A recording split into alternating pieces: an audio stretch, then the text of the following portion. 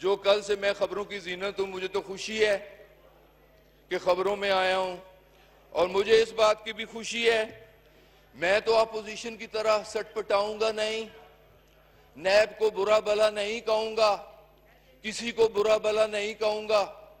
मैं तो कहता हूं कि वो मेरा बेहतरीन दोस्त है, जिसने मेरी किसी कोताही, मेरी किसी खामी, किसी गलती की हो सकता है निशानदेही की हो। इस वेरिफिकेशन से, नैब की इस वेरिफिकेशन से जनाब चेयरमैन, मुझे तो ये बताते हुए खुशी हो रही है कि मैं गुज़श्ता 4 दहाइयों से पॉलिटिक्स में हूं और नैब ने जो कार्रवाई करनी है जरूर करे। मैं नैब के इस एक्शन को वेलकम कहता हूं। देखिए, हम कहते हैं कि नैब खुद मुख्तार अदारा है, नैब को इंक्वायरीज करनी चाहिए, अकाउंटेबिलिटी करनी चाहिए, अक्रॉस द बोर्ड करनी चाहिए। ऑपोजिशन की अगर अकाउंटेबिलिटी हो रही है तो साथ ही साथ हुकूमती बेंचों की भी होनी चाहिए। ऑपोजिशन में रहने वालों की अगर अकाउंटेबिलिटी हो रही है बैठे उनको तो हमारे वुज़रा की भी होनी चाहिए।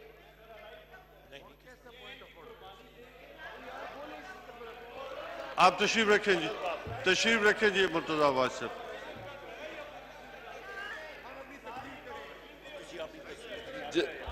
सरवर खान साहब वाइंड अप करें। जनाब चेयरमैन, वाइंड अप करें जी। लेकिन मैं ये जरूर कहना चाहूंगा, जिन्ना खादियां गाजरा उन्हां दे पेटे पीड़, ये पीड़ जरूर पैनी है, ये पीड़ जरूर उठनी है। जरूर मेरा एहतसाब होना चाहिए, जरूर साढ़े इन्हां बेंचां दा एहतसाब होना चाहिए, जरूर साड़ी वफाकी काबीना दा एहतसाब होना चाहिए। लेकिन जरूर एहतसाब जिन्ना 3-3 दफा वजारत उज़मा इस मुल्क दियां इंजॉय कीतियां, 2 हाथां नाल इस मुल्क नूं लुटिया, इस गरीब कौम दा खून चूसिया, उनका भी एहतसाब होना चाहिए। एहतसाब जरूर होना चाहिए। 3-3 बार वजारत उज़मा इंजॉय करने वालों का एहतसाब होना चाहिए। एहतसाब जरूर होना चाहिए। 6-6 बार वजारत आला रखने वालों का एहतसाब होना चाहिए। एहतसाब जरूर होना चाहिए, मेरा भी होना चाहिए, हम सब का होना चाहिए। एहतसाब 6-6 बार वफाकी वजीर बनने वालों का भी होना चाहिए। अब्बासी साहब हौसला रखो, सरवर खान साहब बैठे, तशरीफ रखें जी। हौसला रखो। थैंक यू जी। सर एक मिनट, थैंक यू जी। तो जनाब सर,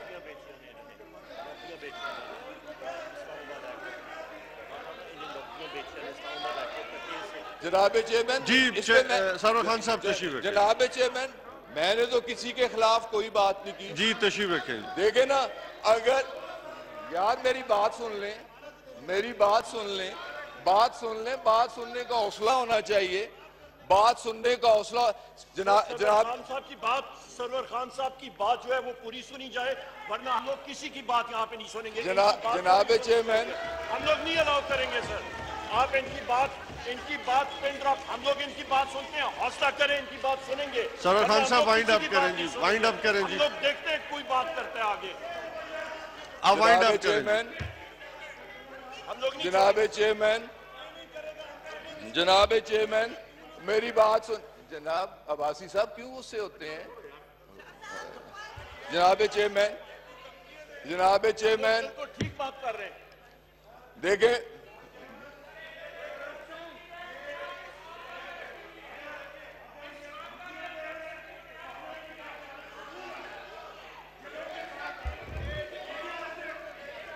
सरवर खान साहब आप वाइंड अप करें। बड़ा अच्छा माहौल चल रहा है, जिस मकसद के लिए इजलास बुलाया गया उस मकसद पे रहें जी। थैंक यू जी। हमारे मेंबर को क्यों इंटरप्ट कर रहे हैं? हमारे मेंबर्स को क्यों इंटरप्ट कर रहे हैं? जनाब चेयरमैन, मैंने तो किसी के खिलाफ, सबको टाइम मिलेगा जी, सबको टाइम मिलेगा। जनाब चेयरमैन, मुझे अपनी बात मुकम्मल करनी। मौलाना साहब टाइम मिलेगा जी के पास। 1 मिनट, 5 मिनट, नहीं 5 आखिरी मिनट है जी, 5 मिनट जनाब, लास्ट मिनट जी। जनाब चेयरमैन 5 मिनट। जनाब चेयरमैन, जैसे मैंने अर्ज किया कि मैं गुज़श्ता 5 दहाइयों से सियासत में हूं, मैं और मेरा खानदान। जो मैंने इनहेरिट किया है जो मैंने इनहेरिट किया और जो मैं आज हूं, मेरे इस मुअज़्ज़ज़ ईवान से ये अपील है, वेरिफिकेशन होनी चाहिए, इंक्वायरी होनी चाहिए। जो मैंने इनहेरिट किया है वो 1970 से लेके 2020 तक जो आज मेरे पास है, इस मुअज़्ज़ज़ ईवान और इस पूरी कौम के सामने रखा जाए, मेरी अपील है, मेरी अपील है। और वो मीडिया यार बात तो सुन, जनाब चेयरमैन। सरवर खान साहब, बस मेरे ख्याल में यार मैं अपनी बात कर रहा हूँ, आपको तकलीफ किस बात की है? किस बात की तकलीफ है? शर्म करो, या करो, हौसला करो, सब्र करो, बर्दाश्त करो। चोरों, हालात को फेस करो, हालात का मुकाबला करो। दोनों हाथों से इस मुल्क को लूटा है, इस गरीब को। सरवर खान साहब, आप हिसाब देना होगा। वाइंड अप करें जी, वाइंड अप करें। मैं तो अपने वाइंड अप करें, क्योंकि टाइम बहुत सारे मेंबरान हैं। जनाब चेयरमैन, मैं तो अपने जुम्मे का वक्त है। जनाब चेयरमैन, मैं तो अपने आप वाइंड अप करें जी, आखिरी मिनट है। जनाब चेयरमैन, कोई ये नहीं कहता, मैं तो अपने आप को, अपने सारे खानदान को एहतसाब के लिए पेश कर रहा हूं। मैं तो ये कह रहा हूं कि ना सिर्फ मेरा एहतसाब करो, मेरी सारी फेडरल कैबिनेट का एहतसाब करो। हम हिसाब देने के लिए तैयार हैं। लेकिन सरवर खान साहब, थैंक यू वेरी मच जी। बात सुने जनाब चेयरमैन, बात सुनने, बात पूरी करने दें। लेकिन सर, जहां तक मैं ये मुतालबा कर रहा हूं कि 1970 से लेके ऑनवर्ड हिसाब किया जाए, तसाब किया जाए, वेरिफिकेशन की जाए, इंक्वायरी की जाए और इस मुअज़्ज़ज़ ईवान को बताया जाए।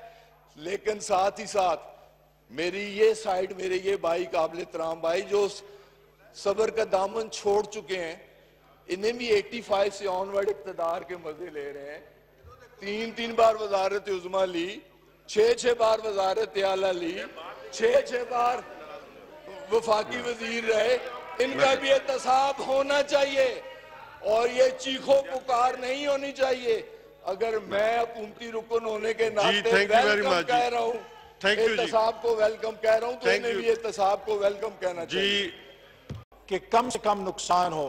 लेकिन पाकिस्तान ने दुनिया में इस वबा से मुकाबला करने का एक नया रास्ता पेश किया है और हम दुनिया का वाहिद मुल्क हैं कि जहां पे ये वबा तेजी से फैल रही है और हमने मुल्क के अंदर लॉकडाउन को खोल दिया है और लोगों को बाजारों में, सड़कों पर, हर जगह पर खुले इज्तिमा करने की इजाजत दे दी है। जनाब चेयरमैन, मैं आपके सामने इसके हवाले से ये कहना चाहूंगा कि अगरचे ये वबा बहुत दुनिया के अंदर नई है, लेकिन इसमें कोई वैक्सीन नहीं। हमारे सामने दुनिया का तजुर्बा मौजूद है कि इससे कैसे निपटा जाता है। जिन ममालिक ने कामयाबी से निपटा है, उन्होंने 4-5 इक़दामात उठाए हैं और उसका नतीजा यह है कि वहां पे ये बीमारी निस्बतन कम नुकसान कर पाई है। दुनिया में 2 तरह के ममालिक थे। एक वो ममालिक थे कि जहां की क़यादत डाउन टू अर्थ थी, वो क़यादत थी जो प्रैक्टिकल थी। उन्होंने फौरी तौर पे हिफाजती इक़दामात लिए, उन्होंने इस बीमारी की सोर्सेस को आइडेंटिफाई किया, उन सोर्सेस को बंद किया, उन रास्तों को बंद किया जहां से आ सकती थी। कंटेन करने के साथ साथ उन्होंने प्रिवेंटिव मेजर्स लिए, लॉकडाउन्स किए, सोशल डिस्टेंसिंग की, टेस्टिंग की और टेस्टिंग की और लोगों के इलाज पर तवज्जो दी।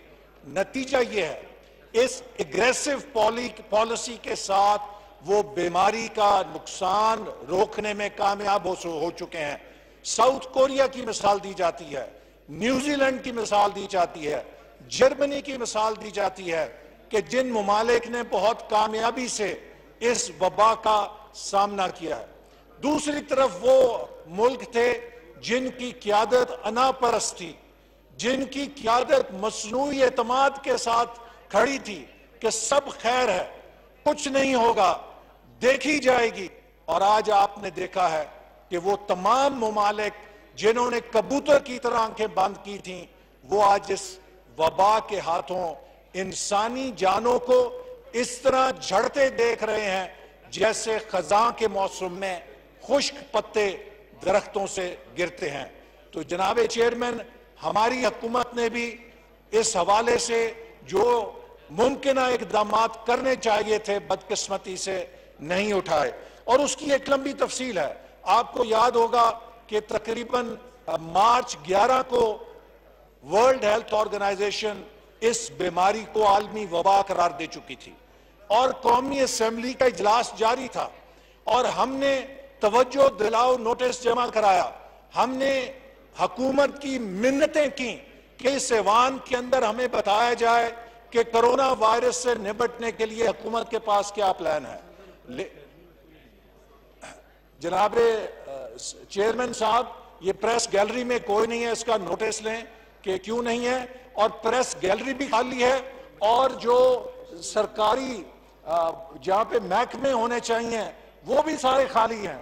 आप देख लीजिए कि इतनी अहम बहस है और किसी महकमे का, वजारत का कोई अफसर यहाँ पे मौजूद नहीं है, और जो मुतलका वजीर हैं वो भी मौजूद नहीं। साहब, जो डिपार्टमेंट्स है, जो डिवीजन्स है, उनके मिनिस्ट्रियल्स उनको खुद रोका हुआ है जनाब, और उनका एक सीनियर मिनिस्टर्स जो है नोट कर रहे हैं।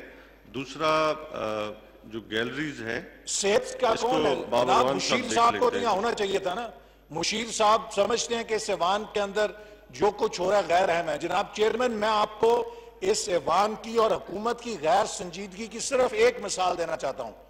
ये ऐवान जब मार्च में यहां पे इन सेशन था तो हमने मिन्नतें की कि खुदा के लिए इसके ऊपर बहस करें। हमने, आप अपने असेंबली का रिकॉर्ड देखें, हमने कॉलिंग अटेंशन नोटिस दिया, नहीं लगा। हर रोज हमने प्रेस किया। हद ये कि 13 मार्च को असेंबली का इजलास अचानक खत्म किया गया और जनाब चेयरमैन 13 मार्च को पता है क्या कॉलिंग अटेंशन नोटिस था? वो ये था कि मिनिस्टर कॉलोनी में 4 अदद अपार्टमेंट खाली क्यों हैं, ये बड़ा अवामी दिलचस्पी का मसला है, इस पे बहस की जाए। वो यहां पे इसलिए कि शायद इन्होंने समझा कि ये जो कोरोना वायरस है इसकी एक हमशीरा है जिसे कहते हैं करोनिज्म। करोनिज्म के तहत जो 51 वजीर और मुशीर की फौज यहां पे जमा की गई है, शायद उनको अपने अपार्टमेंट अलॉट कराने थे और वो उसके लिए ज्यादा फिक्र रखते थे बजाय ये कि कोरोना के साथ की जाए। दूसरी मिसाल, जनाब चेयरमैन, मैं आपसे ये इसके बारे में रूलिंग चाहूंगा। हम इस ऐवान में इतने अहम मसले के ऊपर बहस करने के लिए आए हैं। पूरे मुल्क से लोग अपनी जान को रिस्क लेकर आए हैं बीमारी का। कोई कराची से, कोई गवादर से, कोई कोयटा से, कोई पेशावर से, मैं नारोवाल से आया हूं, कोई जंग से, कोई खुशाब से, कोई किसी जगह, भावलपुर से, हर जगह से आए हैं। लेकिन जनाब स्पीकर, यहां पे हमने आके क्या देखा? खाली डेस्क। अगर हुकूमत के पास कोई हिकमत अमली थी, मेरे भाई शाहिद खाकान अब्बासी साहब ने बार बार पूछा कि कोई एक सफा बता दें। जनाब चेयरमैन, क्या इस ऐवान का ये इस्तेकाक नहीं था कि यहां पर बहस शुरू होने से पहले हमारे सामने डेस्क के ऊपर हुकूमत की हिकमत अमली की कापी होती, हुकूमत की कारकर्दगी जो इस हवाले से उसकी कापी होती, ताकि हम उसको पढ़ते, उसके ऊपर बहस करते, उसके ऊपर अपनी राय देते। लेकिन आपकी मेहरबानी के ये जो असेंबली का एजेंडा है, इसके कागज के अलावा यहां पर कुछ नहीं है। तो मैं अपने शाहिद भाई के साथ यही कहना चाहूंगा कि इनसे कोरोना पॉलिसी का गिला क्या करना। मैं तो ये पूछना चाहूंगा कि क्या कोई पॉलिसी है इस हुकूमत के पास? क्या कोई मौशी पॉलिसी है? क्या कोई सनती पॉलिसी है? क्या कोई ज़रई पॉलिसी है? क्या कोई खारजा पॉलिसी है? क्या कोई सिक्योरिटी पॉलिसी है? सिर्फ एक पॉलिसी है कि अपने चहेतों को, अपने सोशल मीडिया के जियालों को जो गालियां देते हैं अपोजिशन को, उनको वजारतों के ओहदे कैसे बांटने हैं। जनाब चेयरमैन